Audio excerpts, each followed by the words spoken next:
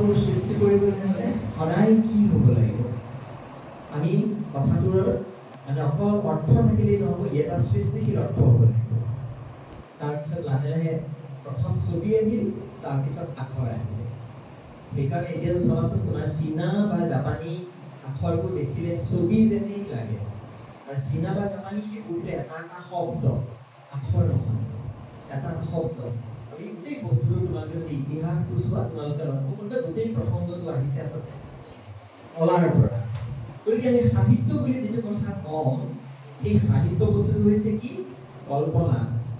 সৃষ্টিশীল কল্পনা সৃষ্টিশীল কল্পনাটো মানুহে কেনেকৈ আহৰণ কৰিব আজিৰ যুগত ইয়াৰ প্ৰয়োজন কি এতিয়া ধৰা মই মোক যেতিয়া এইখন কলেজলৈ মাতিলে ইয়াত মোৰ এগৰাকী বন্ধু পল্লৱী আছে তেওঁ তোমালোকে আটাই জানে যে অসমৰ অতি উচ্চ পৰ্যায়ৰ এজন চিত্ৰশিল্পী আৰু মোক মাতিলে জ্যোতিষ্মাই আৰু জ্যোতিষ্মা মোৰ ছাত্ৰী গতিকে জ্যোতিষ্মাক মই এদিন পঢ়াইছিলোঁ জ্যোতিষ্মাই মোক আজি মাতিলে সেই জ্যোতিষ্মা যদি মোৰ চিনাকি নহ'লহেঁতেন বা এই পল্লৱী যদি মোৰ বন্ধু নহ'লহেঁতেন তেনেহ'লে হয়তো মই যাওঁ নে নাযাওঁ বা আজি এই বতৰত আহোঁ নে নাহোঁ এটা হেজিটেশ্যন থাকিলেহেঁতেন এই যে হেজিটেশ্যনটো যে নাথাকিল সেই নাথাকিলে মোৰ আহিবলৈ মনটো যে আগতে শব্দটো ক'লো মনটো সেই মনটো কিন্তু এইটো কথা নাই সেই মনটো মোৰ গৈছে ইয়াত সেইকাৰণে অসমীয়া মনটো আৰু ইংৰাজী মাইণ্ডটো একে নহয় গতিকে এই মোৰ মনে ক'লে যে নহয় মোৰ বন্ধু এগৰাকী আছে মোৰ ছাত্ৰী এগৰাকী আছে মই যোৱা উচিত গতিকে এই যে মনে ক'লে যোৱা এইটো সাহিত্য তাৰপিছত ভাবিলোঁ জ্যোতিষ্মাই মোক ক'লে যে ইমান বেয়া বতৰত আমিতো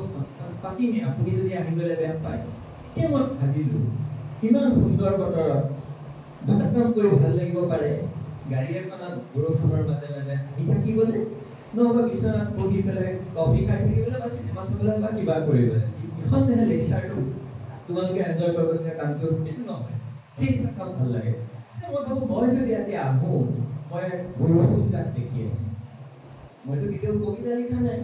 পৃথিৱীৰ ক'তো লিখাও হোৱা নাই যে কবিয়েহে বৰষুণ ভাল পাব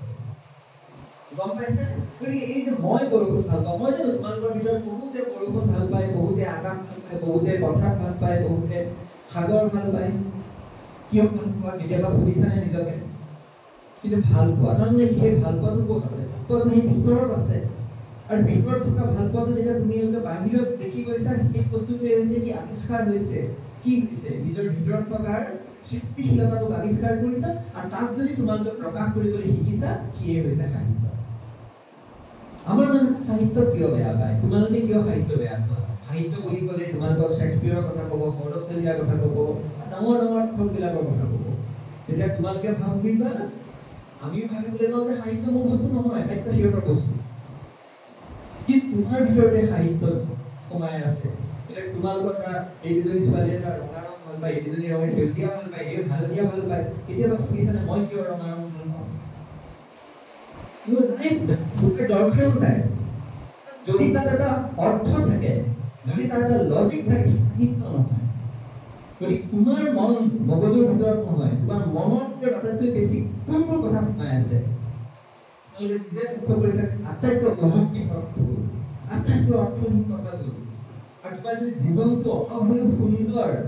সেই অৰ্থহীন কথাবোৰৰ কাৰণে অৰ্থপূৰ্ণ কথাবোৰে তোমাক কি কৰিব অৰ্থপূৰ্ণ কথাবোৰৰ এটা সমাপ্তি থাকে তোমাৰ পিয়াহ লাগিছে এগিলাচ পানী আধা গিলাচ পানী দিলে ছাৰ আৰু এগিলাচ দিয়ক তাৰপিছত মই এগিলাচ দিম হ'ব তাৰপিছত মই যেতিয়া দুগিলাচ তিনিগিলাচ দিলে তুমি খাব পাৰিবা আৰু তোৰকে ফালে তুমি বন্ধ কৰি দিবা অৰ্থ বস্তুটো হৈছে তেনেকুৱা গতিকে মানুহৰ জীৱনত কি থাকে কিছুমান অপ্ৰাপ্তি থাকে আৰু সাহিত্যই কিভাৱে সেই অপ্ৰাপ্তিৰ কথাবোৰ কয় আৰু মই আৰম্ভণিতে কৈছোঁ আমি টেকন'লজিকেলি খুব আগবাঢ়ি গৈছোঁ কিন্তু টেকন'লজিকেল ডেভেলপমেণ্টটো কেনেকুৱা ঠাণ্ডা লাগিছে ফেন চলাইছোঁ ফেনেৰে নহয় এচি চলাইছোঁ এচিটোত মোৰ ৰিম'টটো হাতত আছে নাই মোক 24 টেম্পাৰেচাৰ 22 লাগে মই সেইটো সময় আছোঁ কিন্তু নৈৰ পাৰৰ বতাহজাকৰ যিটো কণ্ট্ৰল মোৰ হাতত নাই সি যিটো আনন্দ দিব সেইটো চিন্তিব গতিকে তুমি যিমানেই এচিৰ মাজত নাথাকা তোমাক সেই পৃথিৱীখনৰ কিয় তোমাক সেই কথাটো দৰকাৰ হয় তুমি মানুহ সাহিত্যৰ কিয় দৰকাৰ হয় কাৰণ আমি মানুহ মানুহৰ সমস্যাটো কি মই আগতে যদি স্নাতক কম মানুহৰ জন্তুৰ এটাই পাৰ্থক্য মানুহে চিন্তা কৰিব পাৰে জন্তুৱে নোৱাৰে আৰু তাতকৈ ডাঙৰ সমস্যা এইটো বাৰু চবেই জানা যে মানুহে নিজৰ ইচ্ছাৰ বিৰুদ্ধে কাম কৰিব পাৰে জন্তুৱে নোৱাৰে আজি ধৰা তোমালোকক সন্মুখত মই যদি 100টা চকলেট থলোহেঁতেন হয় ইয়াত যদি 200 ষ্টুডেণ্ট আছে তোমালোকে খোৱা তোমালোকে লাষ্ট কৰিবা কিন্তু মই যদি বাহিৰত গৈ 100টা কুকুৰৰ সন্মুখত 2 প্লেট চিকেন তন্দুৰী চবেই দৌৰি আহিছে গতিকে তুমি যে ইচ্ছাৰ বিৰুদ্ধে কাম কৰিব পাৰা তুমি সৃষ্টিশীল এইবাবে কিন্তু আমাৰ সমস্যাটো কি আমাৰ মা দেউতাই কি হয় আমি যেতিয়া আজৰি সময়ত কিতাপ পঢ়ো তেতিয়া আমাৰ মা দেউতাই কয় যে টেক্সটবুক পঢ় কিতাপ বাহিৰা কিতাপ পঢ়িব নালাগে কিন্তু চোৱা বাহিৰা কিতাপৰ টেক্সটবুকৰ পাৰ্থক্য কি যিটো গল্প তুমি পঢ়িলে মনত সোমাই থাকে সেই গল্পটোৱে তোমাক টেক্সটবুকত দি দিয়ে তোমাৰ মনত নথকা কিমান পঢ়া তোমালোকে আৰু কিমান কথা মনত থাকে তোমালোকে চোৱা যিবোৰ গল্প তোমালোকে বাহিৰা কিতাপ হিচাপে পঢ়া চবটো মনত থাকিছে তাৰমানে কোনে মনত ৰাখে মনে সেই মনটো তোমাৰ কণ্ট্ৰলত আছে নাই গম পাইছে সেই মনে কোনবোৰ কথা স্পন্টেনিয়াছলি মনত ৰাখে যিবোৰ তোমালোকৰ এতিয়া পল্লৱী বাইদেউ ব্ৰিলিয়াণ্ট কেৰিয়াৰ আছে তেওঁ আৰ্ট হিষ্ট্ৰী পঢ়িল তেওঁ নাযাব পাৰিলেহেঁতেন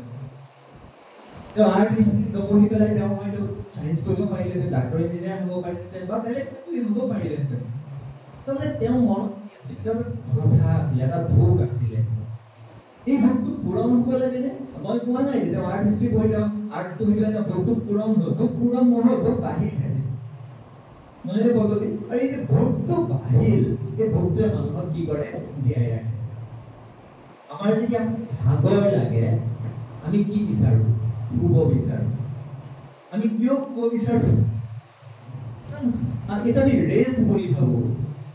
কিন্তু ৰেষ্ট কি দুই ধৰণৰ আছে এটা হৈছে পাৰ্মানেণ্ট ৰেষ্ট এটা হৈছে টেম্পৰেৰী ৰেষ্ট পাৰ্মানেণ্ট ৰেষ্ট হৈছে ডেথ এই যে বয়সস্থ মানুহবিলাকৰ টোপনি কমি যায় কিয়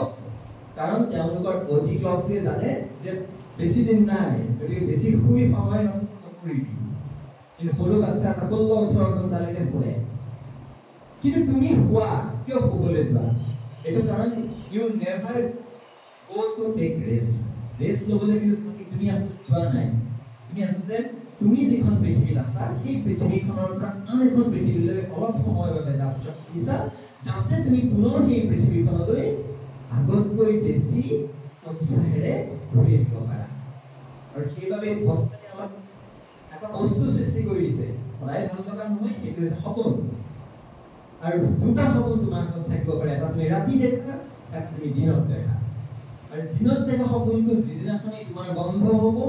সেইদিনাখনি তোমাৰ জীৱনটো শেষ হৈ যায় তুমি 16 বছৰীয়া ল'ৰা ছোৱালী হ'ব পাৰা কিন্তু তুমি আচলতে আউটডেটেড এটা গতিকে সদায় কয় if you stop dreaming you will stop living জীয়াই থকাটো তোমাৰ শেষ হৈ যায় সপোন দেখাতে একো আপত্তি নাই সপোন কি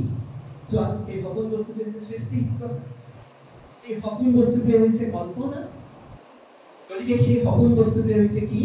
কি বস্তু সৃষ্টি কৰে সাহিত্য গম পাইছেনে এই সাহিত্য বস্তুটোকে সাহিত্য বহুত ডাঙৰ বস্তু নহয় লাইব্ৰেৰী কিতাপবোৰ সাহিত্য নহয় কাৰোবাৰ লগত ভাল লাগে সেইটোৱে সাহিত্য এই যে কেতিয়াবা মানুহে মৰমত গালি দিয়ে সেইটোৱে সাহিত্য ইয়াৰ এজন বিখ্যাত গল্পকাৰ আছে মহিম বৰা মহিম বৰা যে গল্প পঢ়িবা তাৰ ৱৰ্ডটো এই যে আমাৰ অসমীয়া যে আয়ুৰ্বেদিকটো ইমান ধুনীয়াকৈ কৰে